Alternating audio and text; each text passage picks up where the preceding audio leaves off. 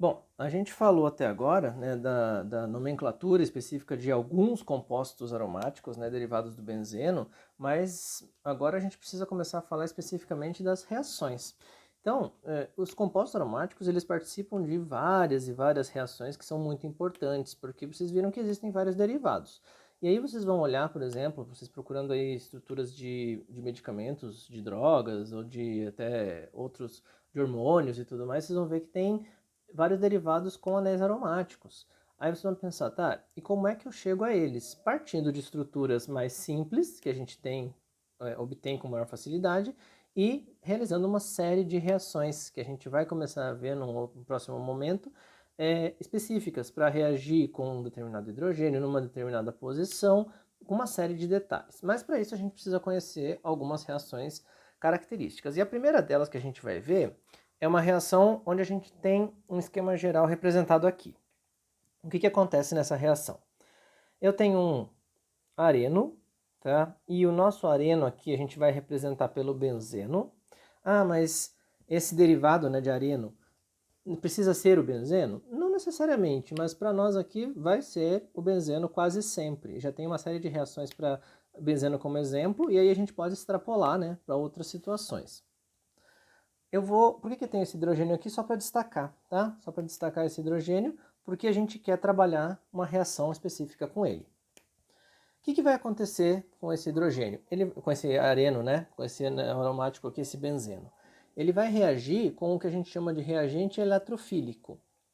Eletrofílico, para quem não lembra, né? A gente separa aqui a palavra em dois. Elétron, de elétron, fílico, de afinidade. Então, quer dizer, é um reagente que tem em alguma parte alguém que está afim do elétron, tem afinidade pelo elétron. Quem é que tem afinidade pelo elétron? Quem está positivo. Então, o meu E aqui é que tem afinidade pelo elétron. É a minha parte da molécula eletrofílica. Mas como eu não tenho como trabalhar só com essa parte, eu trabalho com a molécula inteira, né, o EY aqui. Então, é o meu reagente todo que ele é eletrofílico. Tá? O que vai acontecer? A gente vai ter um produto no final onde o areno tem não mais o hidrogênio, a gente tem o eletrófilo, né? O E aqui. Este E vai ficar no lugar do hidrogênio que estava no começo. Ou seja, se eu troquei o hidrogênio pelo E, eu fiz uma substituição. Então é por isso que tem esse S aqui, ó, substituição. Uma substituição de qual espécie? Então, é substituir quem que foi usado para substituir? Uma espécie eletrofílica. Então, é uma substituição eletrofílica, tá? E o composto que foi substituído especificamente, porque daí a gente tem uma classe de reações bastante grande, é um composto aromático. Então, substituição eletrofílica aromática, tá?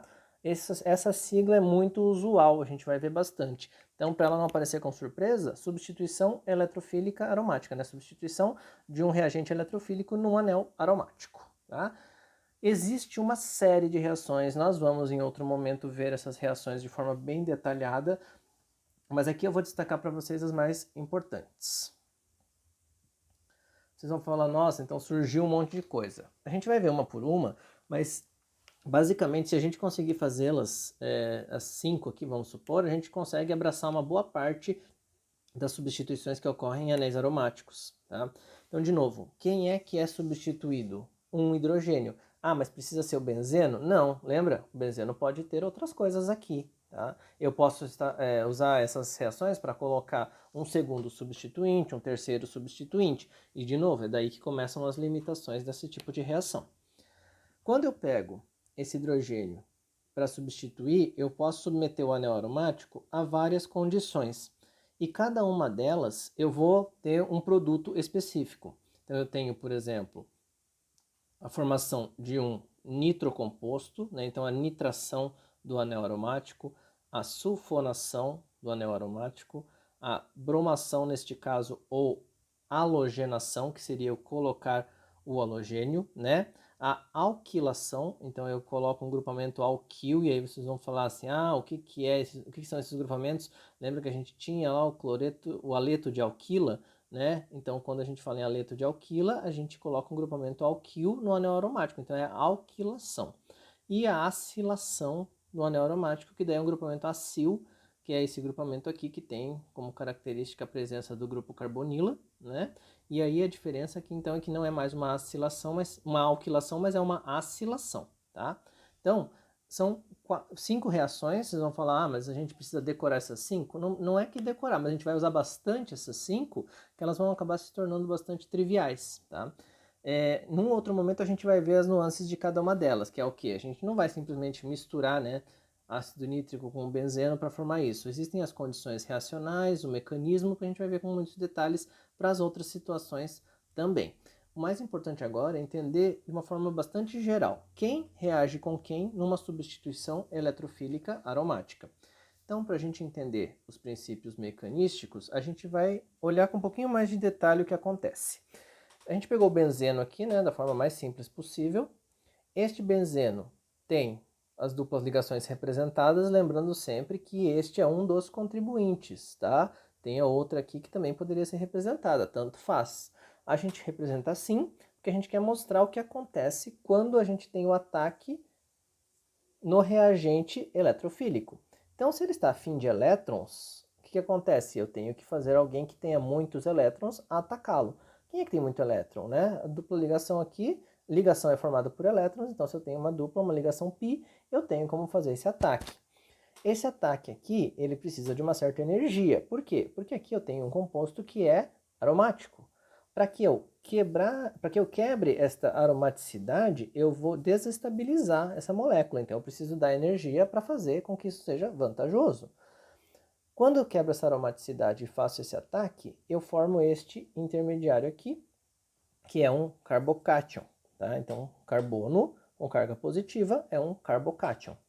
Este carbocátion é formado por quê? Porque agora eu separei esta ligação aqui, usando ela exclusivamente para se ligar ao eletrófilo. Então, eu formei a ligação, ó, carbono-eletrófilo, e ela era carbono-carbono, tá? Então, eu desfiz carbono-carbono e transformei ela em carbono-eletrófilo. Consequentemente, este carbono aqui, ó, tá? Que fazia as 4 ligações dele tranquilamente, agora não faz mais. Então, se ele está deficiente, ele é um carbocátion, tudo bem? Formei esse carbocátion, quebrei a aromaticidade, desestabilizei o meu sistema. Se eu desestabilizei o meu sistema, ele consequentemente quer reagir. Mas aí fala, tá, e como é que eu consigo fazer com que essa espécie aqui seja formada, né, no meio reacional para futuramente reagir, sendo que ela não tem estabilização nenhuma? Na verdade, não é que ela não tem estabilização nenhuma, ela tem, né? Ela tem estruturas de ressonância e se a gente lembrar, esses contribuintes de ressonância aqui estabilizam uma molécula, tá? Então, ó, seta de ressonância, tá? Dupla seta aqui, não são setas separadas, nem meias setas. E eu tenho uma representação aqui, ó. Vamos lembrar o seguinte, se eu tenho uma carga positiva, ela está ávida, né, por elétrons. Então, o que tiver de elétron aqui vai poder chegar perto dela, que é vantajoso, alivia essa carga positiva. Então, eu tenho uma dupla ligação aqui que pode vir para cá e aliviar um pouco essa carga. Aí vocês vão me falar, tá, mas ela forma outra carga positiva. Sim, porque eu não vou, enquanto eu não tenho ninguém para ser atacado ou para atacar, né, nessa espécie aqui, eu vou ter que manter essa carga positiva. Consequentemente, eu tenho que usar as duplas ligações que estão aqui nos orbitais p, né, são as ligações π, para aliviar um pouco essa densidade, essa carga positiva e passar por ela. Então, ó, aqui quando eu passo essa ligação para cá, esse carbono aqui que estava positivo não está mais. Ah, mas esse aqui está, realmente. Só que quanto mais contribuintes eu tenho, quer dizer que mais essas cargas negativas estão passando pelas estruturas de ressonância. Consequentemente, dá uma certa estabilidade para o meu composto. Tá, mas isso vai acontecer para sempre? Não.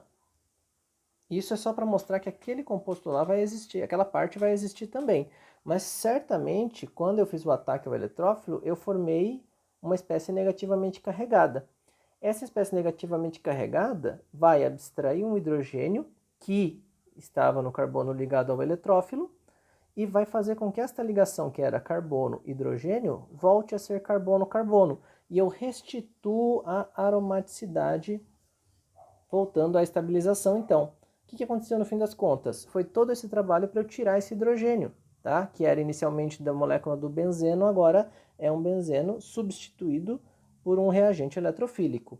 Importante, não acontece a formação dessa espécie, tá? Não tem como essa espécie negativa atacar aqui. Por quê? Simplesmente porque não restitui a aromaticidade. Então, de um composto aromático ir para um não aromático, isso é extremamente desvantajoso e não vai acontecer. Beleza, galera? Qualquer coisa, dúvidas, hein?